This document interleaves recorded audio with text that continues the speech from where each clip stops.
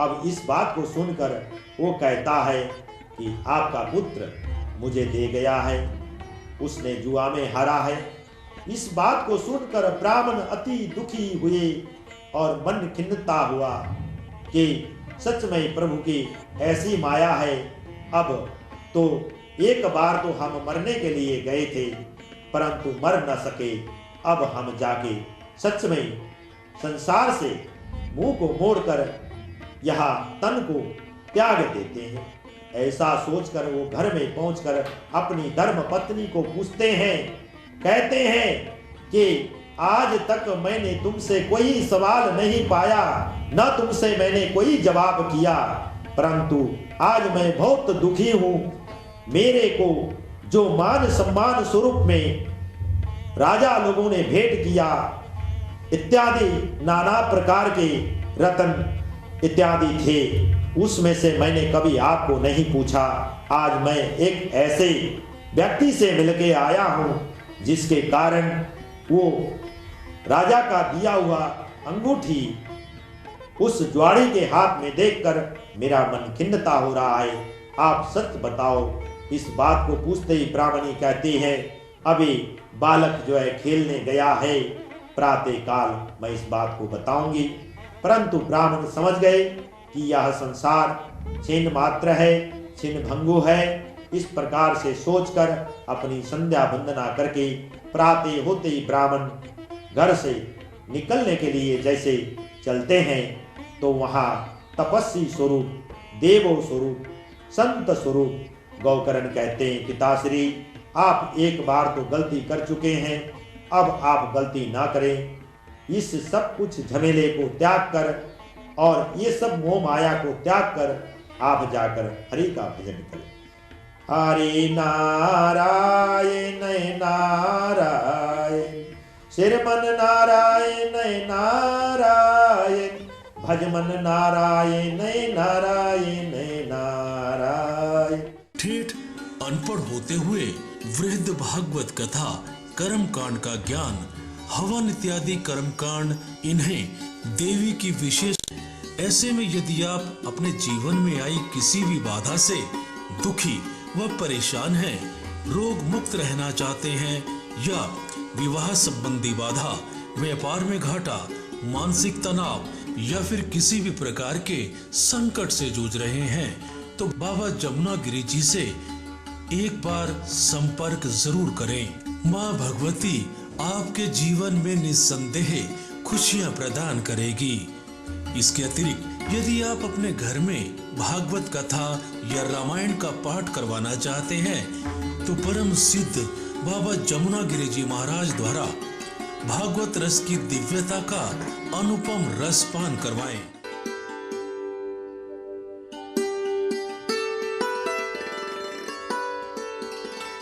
पप्पू एक solid hero है, समझे सबको ये जीरो है। पप्पू की जीन्स कमाल है, पप्पू की वॉच धमाल, पर पप्पू सुन नहीं सकता, क्यों बहरा है?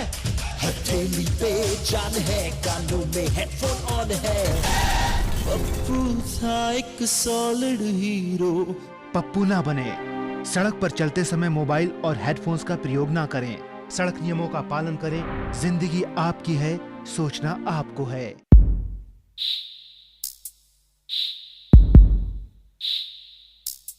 डॉक्टर कह रहे हैं भाई 2-4 बूंदे ब्लड के पीछे रह गई थी, तो जिन वजह से इसका पूरा हार्ट एकदम से, हार्ट नसें सब चीज़ इकट्ठी हो चुकी हैं कि उसने पूरे हार्ट को गला दिया, अंदर से सड़ा दिया।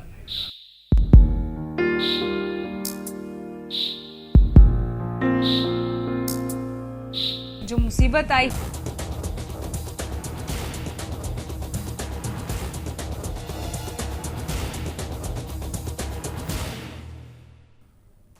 नमस्कार, हमारे खास कार्यक्रम में आप सभी का स्वागत है। मैं हूं आपके साथ हेमंत केवलिया। सुप्रीम कोर्ट ने जाट आरक्षण को रद्द करने का फैसला सुनाया तो उस मुद्दे को लेकर सियासत शुरू हो गई। बीजेपी के तमाम जाट नेता जहां जाट आरक्षण को जाटों को हक बताते नजर आए तो वहीं पिछड़े वर्ग का प्रतिनिधि होने वाला दावा करने वाले बीजेपी के ही सांसद राजकुमार सैनी जाट आरक्षण के विरोध में खड़े हो गए हैं और जाट आरक्षण के मुद्दे पर अब बीजेपी पट गई है, लेकिन आरक्षण को लेकर घमासान अब तक जारी है।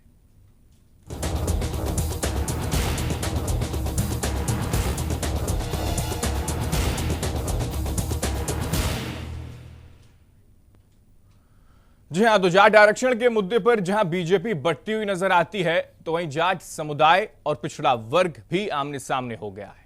जाट आरक्षण को अपना अधिकार बता रहे हैं, तो पिछड़ा वर्ग जाट आरक्षण को अपने हितों से खिलवाड़ बता रहा है। इस मुद्दे पर हो रही तमाम सियासत पर हम लगातार चर्चा कर भी रहे हैं, लेकिन हैरानी की बात यह है कि आरक्षण की जो आग है वो लगातार बरकरार है। उसको रोकने की कोशिशें की जरूर जा रही हूं, बीजेपी के बड़े बड़े लीडर्स की तरफ से एकजुट होते नजर आते हैं और एजेंडा उनका यही है कि जाटों को मनाया जाए, रिझाया जाए, और कोशिशें की भी गई और खुद देश के प्रधानमंत्री ने उनको आश्वासन दिया भी है और एक रिव्यू पिटीशन दायर भी कर दिया गया। लेकिन इस बीच एक सांसद साहब लगातार नाराज हैं और वो ये कह रहे हैं कि मैं अपने स्टैंड पर पहले भी कायम था और इस स्टैंड पर मैं आज भी कायम हूं। लेकिन इन सब के बीच जाट समुदाय में नाराजगी लगातार बरकरार है। जाट समुदाय में नाराजगी बरकरार है तो बीजेपी इस डैमेज को कंट्रोल करने की कोशिशों में लगी है, लेकिन एक सांसद अभी तक अपनी नाराजगी पेश कर रहे हैं और कह रहे हैं कि मैं इस्तीफा दे दूंगा। एक रिपोर्ट देखिए, उसके बाद चर्चा करेंगे। जाट आरक्षण को लेकर लड़ रहे कई सालों से जाट समुदाय की लड़ाई पर तब पानी फिर गया जब सुप्रीम कोर्ट का फैसला उनके हक में ना आया। इस फैसले के बाद प्रदेश का एक बड़ा वोट बैंक और जाट समुदाय नाराज हो गया। जैसे ही जाट समुदाय इस फैसले से नाराज हुआ तो केंद्र सरकार और प्रदेश सरकार उनको शांत करने में जुट गई। और यही नहीं, देश के प्रधानमंत्री साहब ने आश्वासन तक दे दिया, जिसके बाद केंद्र सरकार ने कोर्ट में रिव्यू पिटीशन भी डाल दिया है। लेकिन एक तरफ सरकार के कई दिग्गज नेता जाटों को आश्वस्त करते नजर आ रहे हैं, तो वहीं कुरुक्षेत्र से सांसद राजकुमार सैनी पिछड़े वर्ग के हितों को लेकर ताल ठोकते नहीं थक रहे और हर बार की तरह इस बार भी यही कह रहे हैं कि मैं अपने स्टैंड पर कायम हूं। वहीं केंद्रीय मंत्री ने राजकुमार सैनी के विरोध को व्यर्थ करार दिया था। दबाव की राजनीति कोई भाषण नहीं है। मैं जो बात कही है वो पहले, कोई भी बात कहने से पहले उसको तोला जाता है, फिर उसको बोला जाता है। मैं माननीय उच्चतम न्यायालय के पक्ष में आज जो फैसला, जो निर्णय आया है जाट आरक्षण के खिलाफ, वो फैसला कोई ऐसे ही बैठे हुए नहीं दे दिया, वो तथ्यों पे आधारित है। मैं ये भाषण के लिए नहीं कही। मैंने कहा अगर इस 27% रिजर्वेशन में से किसी भी रूप में कोई प्रेशर की राजनीति करके किसी ने अगर इसमें छेद लगाने की कोशिश करी तो हम वाकई छोड़ करके अपने पद को अलग हो जाएंगे।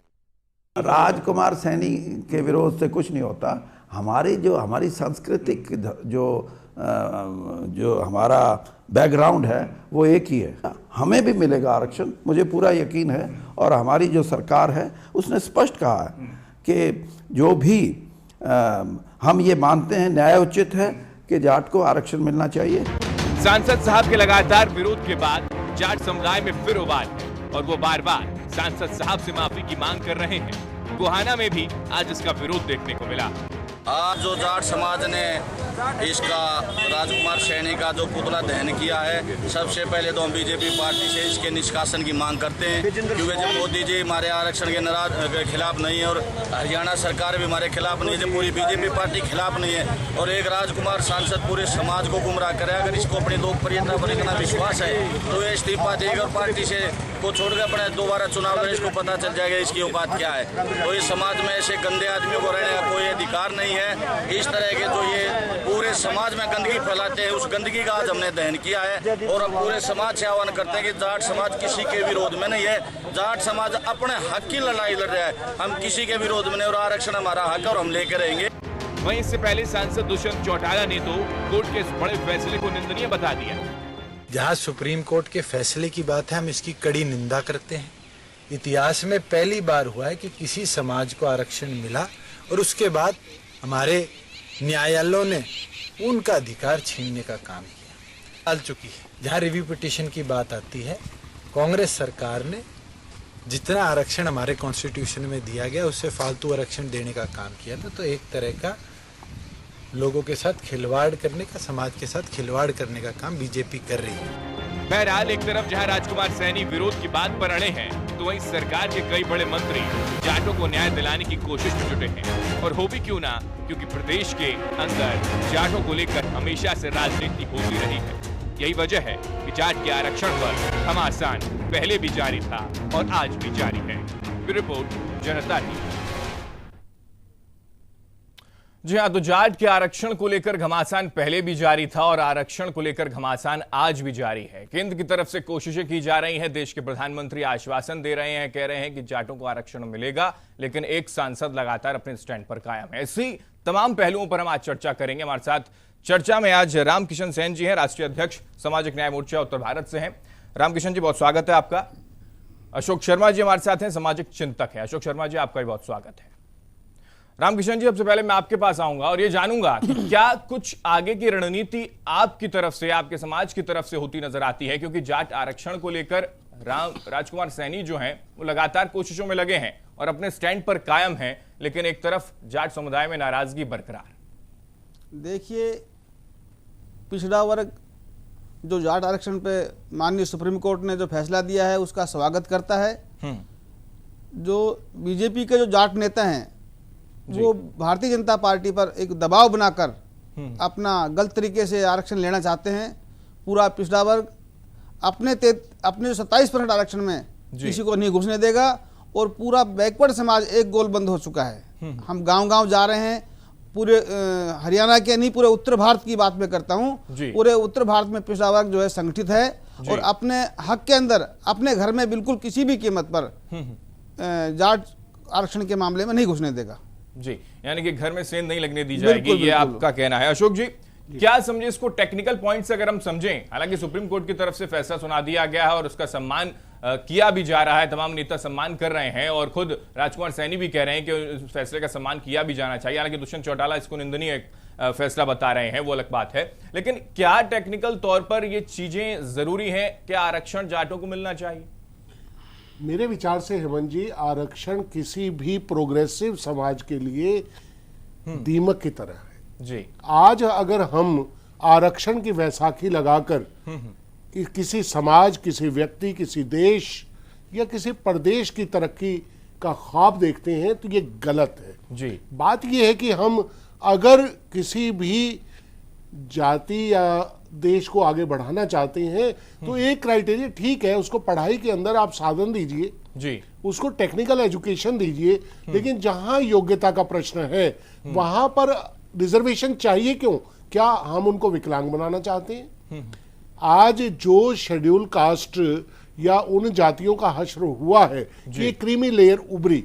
और मैं तो हेमंत जी एक बात कहना चाहूंगा, हरियाणा और पश्चिमी उत्तर प्रदेश जैसा राज्य जहां पर 80% जाट वर्ग के पास राजनीतिक, कृषि, व्यापार, उद्योग, ब्यूरोक्रेसी यानी सरकारी नौकरियां हासिल हैं, संपन्न है, वहां अगर उनको आरक्षण चाहिए तो फिर इस देश का क्या हश्र होने वाला है, मुझे समझ नहीं आता। वास्तव में होना ये चाहिए कि आरक्षण किसी को नहीं, जहां आज 67 साल बाद हम इस प्रश्न पर कहीं ना कहीं बात करने के लिए तैयार हो कि आरक्षण हटना चाहिए, वहां अगर ये प्रेशर ग्रुप और कोई अगर बात कहता है तो उसको ये किसने अधिकार दिया कि वो उसको देशद्रोही और गद्दार भी कह दे?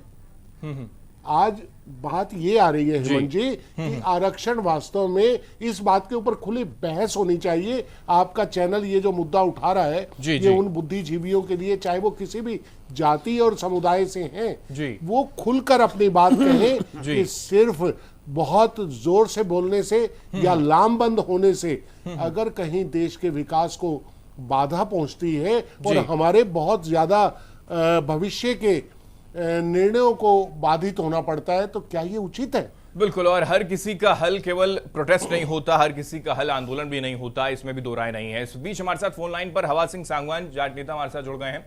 हवा सिंह जी, स्वागत है आपका जनता टीवी में। धन्यवाद। हवा सिंह जी, लगातार जाट जो है अपनी लड़ाई के लिए लगातार लड़ाई कर रहा है, 1997 से ये लड़ाई जारी है, लेकिन एक बार फिर से यानी कि जो फैसला सुप्रीम कोर्ट की तरफ से सुनाया गया, नाराजगी जाट समुदाय में देखने को मिल रही है, लेकिन केंद्र सरकार पुरजोर कोशिश में है और ये जताने की कोशिश भी की जा रही है कि हाँ, हम आपको आरक्षण दिलाकर रहेंगे, लेकिन राजकुमार सैनी अपने स्टैंड पर कायम है। देखो, ऐसा है कि सैनी साहब क्या बोलते हैं तो आप सब दुनिया जानती है अभी जी, लेकिन देखो बात दो ही है कि नंबर एक बात, ये मामला जाट का है और उसके बाद केंद्र सरकार ने देना है। जी। तो जाट और केंद्र सरकार के बीच का मामला है ये जाट आरक्षण। जी। तीसरे आदमी का इसमें कोई रोल तो है नहीं। अभी खाम मुझे पड़ता है जी। तो जाट समाज कैसे स्वीकार कर लेगा? जी। ये हमारे लिए तो ऐसे ही मामला है जैसे देश के लिए JNK है, कश्मीर है। बिल्कुल। हवा सिंह जी, हमारे साथ रामकिशन सेन जी जुड़े हुए हैं, हमारे साथ मौजूद हैं इस वक्त, और वो ये कह रहे हैं कि ये जो आरक्षण दिया जा रहा है वो दरअसल घर में सेंध लगाने जैसा है। देखो ये तो इनकी अपनी समझ है, छोटी समझ है जी। बाकी मैं देखो कल ही बोला था, रामकिशन सेन साहब जो बोल रहे हैं, मैं इस बात को स्वीकार करता हूँ कि जो सेन समाज को और धानक समाज के शेड्यूल्ड कास्ट में इनको और कुछ देने की जरूरत है, मैं समर्थन करता हूँ जी। लेकिन इसका मतलब ये नहीं है कि जाट को मिले उसके बीच में आके खड़े हो जाएं, ये इनका गलत तरीका है और ये आखिरी में गलत माना जाएगा। अब ये बताओ कि जब जाटू को पिछली बार जो है जब ये लोग बीच में आए थे, फिर मिल गया, फिर ये चुप हो गए, बोले नहीं कुछ, अब जजमेंट आ गया उसके बाद फिर खड़े हो गए, ये तरीका गलत है। ये सामाजिक मामला है जाट आरक्षण का, इसमें कोई राजनीति बात नहीं है। इनसे जवाब ले लेते हैं, रामकिशन जी से जवाब ले लेते हैं। रामकिशन जी, क्या केवल जजमेंट आ जाने के बाद थोड़ा सा दम आया, हाँ एक बार फिर दबदबा दिखाने की कोशिश की जा रही हो? ऐसा नहीं है, हमने हमेशा अपना पक्ष रखा है।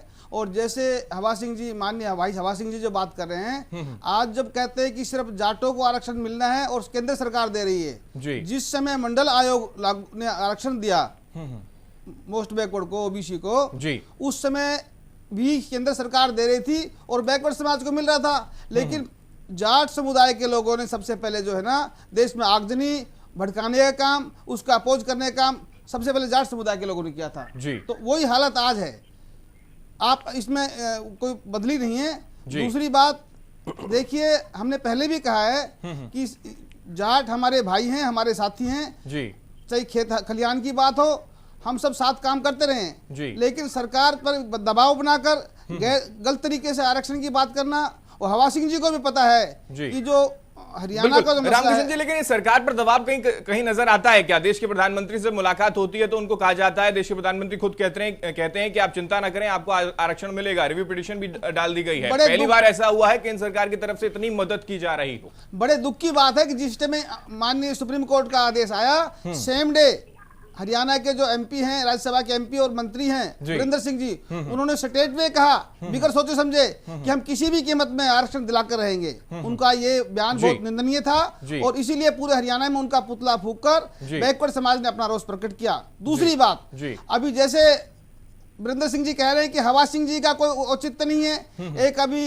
जो गोहाना में पुतला फूंक रहे थे वो बड़ी भद्र भाषा यूज कर रहे थे। माननीय जो राजकुमार सैनी है वो सांसद हैं और जितनी सांसद है उसी हिसाब से जो वीरेंद्र सिंह जी वो भी सांसद हैं। मंत्री बनना एक अलग बात है। बिल्कुल। हवा सिंह जी, क्या कोई दबाव बनाने की कोशिश है? जिस तरीके से कहा जा रहा है कि राजनीतिक दबाव के अंडर में काम नहीं किया जाएगा, खुद राजकुमार सैनी कह रहे हैं अगर ऐसा होता है तो वो इस्तीफा दे देंगे। दबाव किया है, दबाव पहले भी किया जा रहा था, कायम नहीं हुआ, अब दोबारा से ऐसा है कि देखो इसको आप दबाव समझो, कुछ भी समझो, तो देखो समझने वालों की बात है।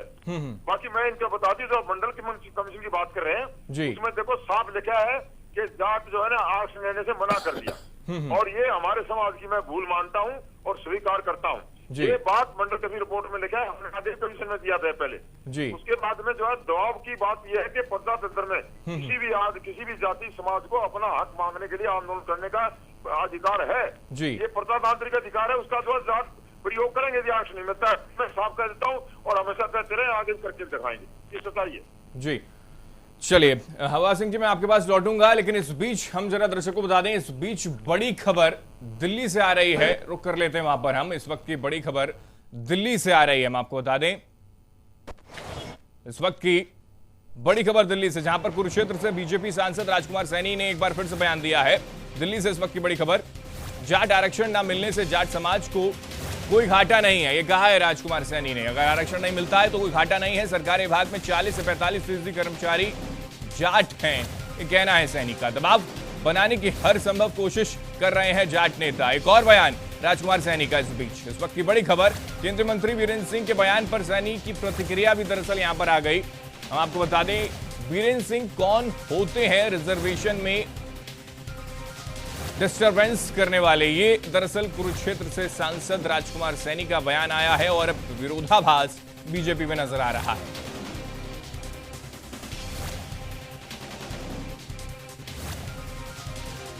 तो सरकारी विभाग में 40 से 45% कर्मचारी जाट हैं, ये कहना है राजकुमार सैनी का। दबाव बनाने की हर संभव कोशिश कर रहे हैं जाट नेता। राजकुमार सैनी ने यह दोहराया, एक बार फिर से बयान दिया है केंद्रीय मंत्री बीरेंद्र सिंह के बयान पर, यानी कि उन्होंने कहा था कि उनके विरोध करने से कोई फर्क नहीं पड़ता, तो उसी पर पलटवार दरअसल राजकुमार सैनी ने किया है। कहा है बीरेंद्र सिंह कौन होते हैं रिजर्वेशन में डिस्टर्बेंस करने वाले, ये कहना है राजकुमार सैनी का। दिल्ली से इस वक्त की बड़ी खबर।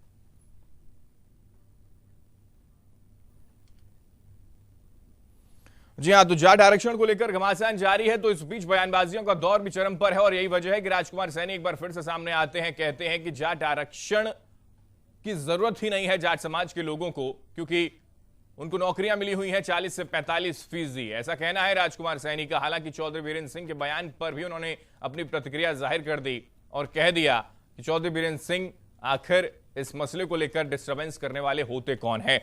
मेरे संवाददाता गुलशन ग्रोवर मेरे साथ जुड़ गए हैं दिल्ली से फोन लाइन पर। गुलशन, एक बार फिर से जाट आरक्षण को लेकर घमासान मचा हुआ है, तो बयानबाजी का दौर भी चरम पर है और राजकुमार सैनी इन सुर्खियों में पीछे कहीं हटना चाहते नहीं है, इसलिए चौधरी बीरेंद्र सिंह पर हमला कर दिया।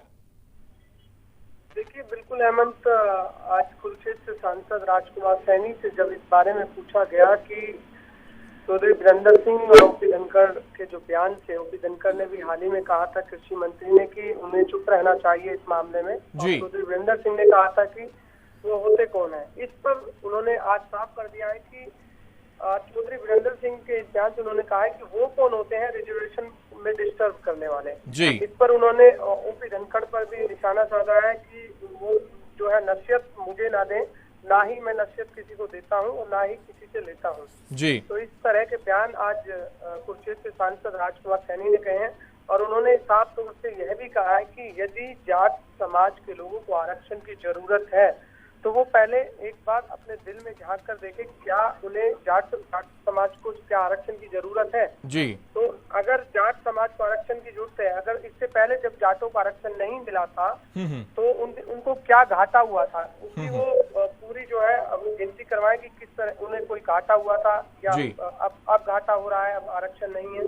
तो इस तरह की उन्होंने साफ तौर से आज कहा है कि प्रेशर बनाने की राजनीति कर रहे हैं तमाम जाट नेता, जिससे कि इनको आरक्षण मिले। सुप्रीम कोर्ट का इनको सम्मान करना चाहिए और जो लोग कोर्ट के जो लोग कोर्ट का सम्मान नहीं करते हैं, जो सिस्टम से भी दूर हटकर प्रेशर की राजनीति से माध्यम से उन लोगों की वकालत कर रहे हैं जो पहले से ही ताकतवर है। उन्होंने कहा है कि जाट समाज जो है पहले से ही ताकतवर है और तमाम तरह के जो लोग ये वकालत कर रहे हैं जाटों को आरक्षण दिलाने के लिए, बीजेपी जाट नेता, उन्हें इस तरह नहीं करना चाहिए।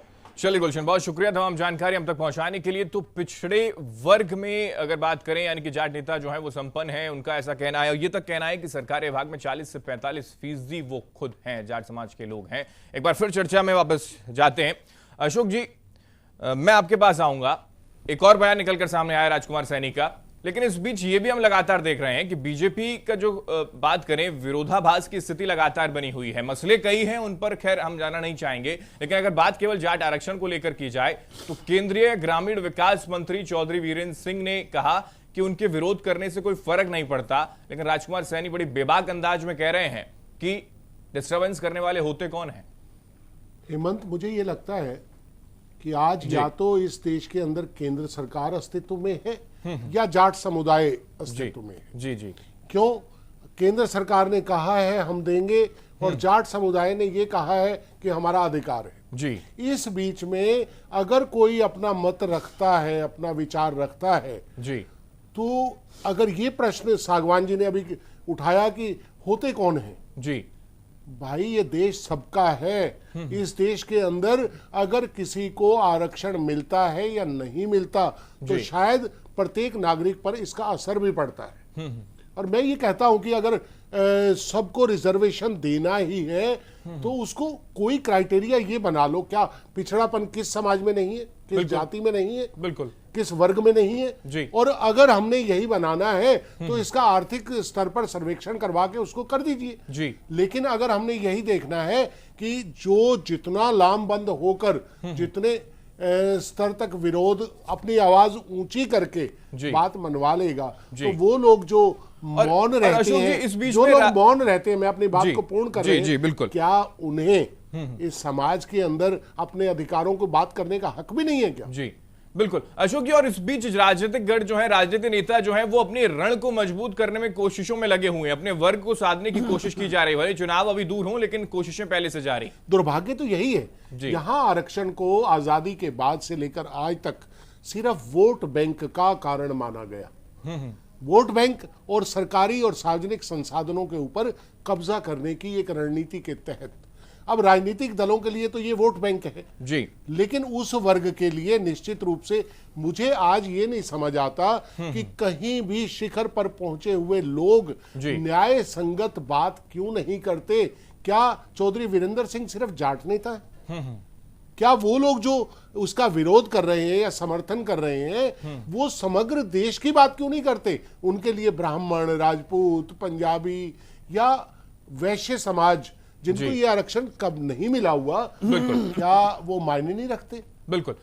हवा सिंह फोन लाइन पर हमारे साथ जुड़े हुए हैं। हवा सिंह जी, मैं आपसे भी जानना चाहूंगा क्योंकि बयान राजकुमार सैनी का एक बार फिर से सामने आता है, 40 से 45% सरकारी नौकरियां जाट समाज के लोगों को मिली हुई हैं, ऐसा उनका कहना है। फिर जरूरत क्या है आखिर जाट आरक्षण की इन जाट समाज के लोगों को? उनका कहना है, क्या कहेंगे? वो तो कहेंगे राजकुमार जी को दूसरे से थाली ज्यादा लग रहा है, बड़ी कहावत है पुरानी। और उसके बाद में आरक्षण की जाटों को जरूरत है या नहीं, ये तो जाट समाज बताएगा, जाट समाज का काम है जी। इसके बाद में बोलते बीच में वीरेंद्र कौन है आने वाला? तो यदि वीरेंद्र सिंह बीच में आने वाला नहीं है चौधरी साहब, तो ये क्या नाम है, सैनी साहब कौन है बीच में आने वाले हमारे जी? ये इन बातों का कोई अंत नहीं है, कितनी बात बोलते रहो। उसके बाद में जब जाट की जब आती है आरक्षण की बात, फिर आर्थिक बात भी आ जाती है, फिर दूसरी जातियों की बात भी आती है जी। ये अलग से आंदोलन क्यों नहीं करते? हमने कम मना किया है किसी को जी? तो हमारी बात आती है सब कूद के आ जाते हैं उसके बीच में। ये बहुत गलत बात है, ये पक्का सामाजिक मामला है। और जो हमारे जाट नेता जो बीच में वो सामाजिक कार्य कर रहे हैं, राजनीति नहीं कर रहे हैं। और यदि राजनीति कर रहे हैं तो दुनिया ने की आज तक, तो वो करे तो कौन सी गलती है? और जातियों भी होता है सभी। बिल्कुल। हवा सिंह जी, मैं आपके पास लौटूंगा। रामकिशन जी हमारे साथ बने हुए हैं। रामकिशन जी, क्या कहेंगे आप? हवा सिंह कह रहे हैं कि उनके जो हक है उनको लेकर लगातार विरोध किया जाता है, उनके हक को लेकर ही आखिर विरोध क्यों? हक की बात हम नहीं कर रहे हैं। देखिए, सबका हक है मांगने का। हम एक बात रख रहे हैं कि जो 27% आरक्षण जो दिया गया है उसमें ना लेके, जैसे स्टेट गवर्नमेंट में इन्होंने लिया है स्पेशल बैकवर्ड क्लास, आप सरकार से मांग करें जाट समुदाय के लोग कि इसी पैटर्न में हमें वहाँ सेंटर में आरक्षण दिया जाए, वो अलग बात है। लेकिन किसी के घर में घुस के आप उसको हिस्सा लोगे, ये घर हो गया आपका, यही तो गड़बड़ है। देखिए, मैं बताऊं, सुनो, राजस्थान की बात थी, राजस्थान में मीणा लोग एससी के कोटे में घुस रहे थे, उन्होंने बिल्कुल अपोज किया और सरकार ने। मैं आपसे जवाब लूंगा, एक बार बात पूरी हो जाए रामकिशन जी की। कहिए राम। देखिए सांगवान जी, देखिए हम जो बात कर रहे हैं, आपका हक बनता है तो आप लीजिए, लेकिन स्टेट गवर्नमेंट में जैसे हुड्डा सरकार ने दिया आपको एसबीसी के लिए, उसी पैटर्न में ले लो आप। हम काम ना करते, हम आपके साथ हैं। लेकिन जो 27% के अंदर आप लेने की बात करते हैं सरकार, आपका नहीं है, सैन और सैनी का नहीं, आप भूल जाओ, बस ये मैं बता दिया आपको। अब वाहियात की बात करने क्या फायदा है? बिल्कुल। रामकिशन जी, एक सवाल मेरा, बिल्कुल एक सवाल मेरा आपसे भी है कि आखिर ये जो मसला है, खुद देश के प्रधानमंत्री ने आश्वासन को दिया, आश्वस्त वो करते हुए नजर आए, हालांकि उसके पीछे की मंशा चाहे वोट बैंक को लेकर राजनीति भी क्यों ना हो, लेकिन क्या आपकी तरफ से, आपके समाज की तरफ से कोशिश की गई? राजकुमार सैनी अपने स्टैंड पर कायम है, लेकिन क्या मुलाकात हो पाई है, चाहे राष्ट्रीय अध्यक्ष बीजेपी के अमित शाह हो या फिर क्या खुद मुलाकात देश के प्रधानमंत्री से हो पाई, कोई इस मसले को लेकर बातचीत हुई हो? नहीं, देखिए बिल्कुल कोई बात नहीं हुई। हमने इसको मीडिया के माध्यम से और बीजेपी के प्रवक्ता के माध्यम से पहले भी कहा है। क्या पुख्ता तौर पर इस चीज को कैसे हासिल किया जाए? इस घर में अगर सेंध लग रही है तो कैसे बचाया जाए, उसको लेकर लड़ाई कैसे लड़ी जा रही है? देखिए, जो पिछड़ा वर्ग है जिसका हक छीना जा रहा है जी, जिसका हक छीना जा रहा है, वो बिल्कुल इसमें गोलबंद है।